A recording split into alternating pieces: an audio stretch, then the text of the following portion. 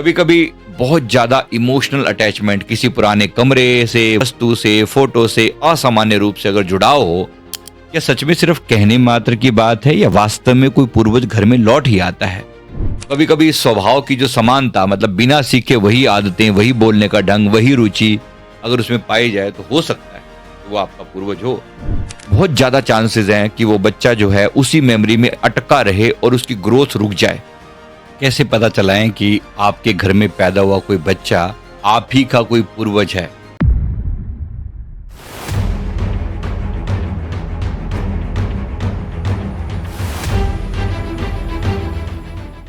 कैसे पता चलाएं कि आपके घर में पैदा हुआ कोई बच्चा आप ही का कोई पूर्वज है? इस बारे में बहुत से लोग हमसे सवाल करते हैं। पास्ट लाइफ रिग्रेशन थेरेपिस्ट होने के नाते मैं बहुत सी चीजें जो मुझे सीक्रेट्स पता हैं शेयर कर रहा हूं आपके साथ।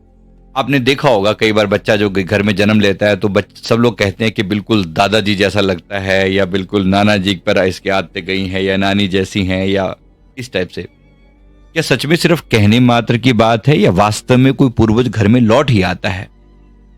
इसको थोड़ा अच्छे से समझते हैं। पहली बात, एक बार एक कपल हमारे पास आया। उनके घर में एक बच्ची पैदा हुई थी, करीब करीब 2.5 साल की। जब वो हुई तो अपने परदादा का नाम लेती थी और उनकी छड़ी खोजती और कहती, मेरा खेत कहाँ है, मैं वहां जाऊंगी, मेरा खेत कहाँ है, वहां जाऊंगी। और उसको घर की बहुत सारी बातों का पता था। तो कई बार तो उसने, मतलब उनकी जो बुआ थी, उनको भी नाम से बुलाया, है ना। कोई उनका नाम कुसुम था तो कुसुम इधरा। तो इतनी छोटी बच्ची किसी को नाम से बुला रही है ऐसे, कुसुम इधरा, जबकि वो एज में काफी बड़ी थी।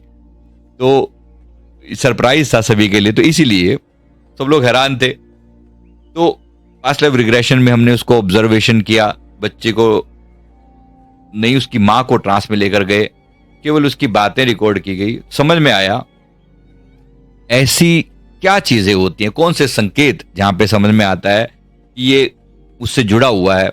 बच्चा ऐसे स्थान, लोग या घटनाएं बताए जो उसे नहीं सिखाई गई। असामान्य स्मृतियां अगर हों तो ये बच्चा हो सकता है आपका पूर्वज हो। जन्म का बर्थ मार्क कोई हो, अगर किसी पूर्वज की मृत्यु किसी विशेष घाव से हुई थी, कभी कभी वही स्थान जन्म का चिन्ह या बर्थ मार्क बनकर आता है।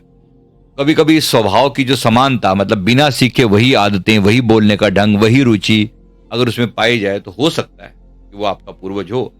कभी कभी बहुत ज्यादा इमोशनल अटैचमेंट किसी पुराने कमरे से, वस्तु से, फोटो से असामान्य रूप से अगर जुड़ाव हो तो हो सकता है उसके अंदर भी वही भाव हो। या फिर मृत्यु के बाद, तुरंत बाद अगर जन्म, यानी किसी के परिवार की किसी की मृत्यु हुई और तुरंत बाद कोई जन्म हो गया, तो संभावना बढ़ जाती है, क्योंकि ऐसी आत्माएं जो है वो परिचित एनर्जी का क्षेत्र चुनती हैं जहां पर उनका कोई काम अधूरा रह गया हो। तो मैंने एक केस में मैंने देखा कि एक बच्चा बार बार अपनी पुरानी पत्नी का नाम ले रहा था। जांच में पता चला कि वो परिवार के एक दिवंगत सदस्य की, मतलब वो नाम जो है परिवार में एक व्यक्ति जो चला गया, उसकी पत्नी का नाम था ये, तो वो नाम ले रहा था छोटा बच्चा। मां को ट्रांस में ले जाकर देखा गया तो परिवार के दादा की आत्मा, जैसे लग रहा था कि वो कह रही थी कि वो मेरा घर अधूरा था, मैं फिर लौटूंगा अपने ही खून में, अपने ही परिवार में। वही आत्मा पोते के रूप में आ चुकी थी। मेरे गुरुदेव फरमाते हैं कि आत्मा वही घर चुनती है जहां पर उसका कर्म अधूरा रह जाता है और प्रेम अब भी प्रतीक्षा कर रहा है। उसका लौटना कोई विशेष, मतलब चमत्कार नहीं अगर मैं ऐसे कहूं, बल्कि एक बहुत नेचुरल घटना है। कोई हमारा हर बच्चा पूर्वज नहीं होता, कभी कभी हम भावनाओं को भी जोड़ लेते हैं। तो सत्य की पुष्टि जो है वो केवल गहरी ध्यान की अवस्था में या आत्मिक मार्गदर्शन से ही हो सकती है। आमतौर पे इसके बारे में सीधा तो नहीं कहा जा सकता, पर यह पॉसिबल है। कोई काम अधूरा पूरा करने के लिए कोई व्यक्ति आया हो, शायद माफ करने आया हो, शायद सेवा करने आया हो, या अपनी अधूरी जिम्मेवारियों को पूरा करने आया हो। अगर नहीं भी है कोई कारण, तो आत्मा किसी न किसी कारण से तो जरूर आई होगी।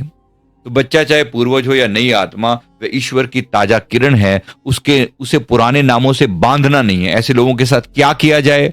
उनको पुराने नामों के साथ नहीं बांधना, उनको एक नए सिरे से जीवन जीने की शुरुआत करने देनी चाहिए।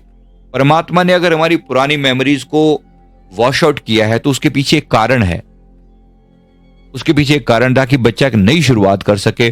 पुरानी चीजों के, अगर हम उसको पुरानी बातों से बांध कर रखेंगे और बार बार कहेंगे कि अपने दादा पर गया या दादी पर गया, नाना या नानी पर गया, तो वो बहुत ज्यादा चांसेस हैं कि वो बच्चा जो है उसी मेमोरी में अटका रहे और उसकी ग्रोथ रुक जाए। इसलिए थोड़ा ध्यान से, सावधानी से मेरा निवेदन है, अगर ऐसा है तो एक तो कमेंट करके बताएं कि आपके परिवार में भी कोई ऐसा सदस्य है। अगर है तो जरूर बताएं, जिसको जो आपको लगता है कि आपका ही कोई पूर्वज है, वो बिल्कुल हो सकता है। साथ में जो उसके साथ किया जाना चाहिए वो मैं आपको बता रहा हूं कि आपको ये कहना है, जानना है कि हर आत्मा को उसकी स्वतंत्र यात्रा का मैं सम्मान देता हूं। जो लौटे हैं मैं उन्हें प्रेम दूंगा, जो नए हैं उन्हें मैं आशीर्वाद दूंगा, क्योंकि हर जन्म पवित्र है। इसलिए हमें इस चीज को बड़े प्यार से एक्सेप्ट करना चाहिए। मैं उम्मीद करता हूं इस वीडियो ने आपको जरूर एक नई इंसाइट दी होगी, समझ दी होगी। वीडियो अच्छा लगे तो जरूर लाइक कर दें, कमेंट करें, चैनल को जरूर सब्सक्राइब कर लें। पास्ट लाइफ रिग्रेशन आप हमसे करवा सकते हैं। मैं एक पास्ट लाइफ रिग्रेशन थेरेपिस्ट हूं, बहुत से लोगों का पास्ट लाइफ किया है। आप लाइव करवा सकते हैं, ऑनलाइन भी करवाने की सुविधा है, अर्थात आप अपने फोटो से भी अपने क्वेश्चन का आंसर जान सकते हैं, तो ये भी पॉसिबल है। तो जरूर संपर्क करें हमारी टीम से और जानें कि आपकी पास्ट हिस्ट्री क्या रही है। Thank you very much.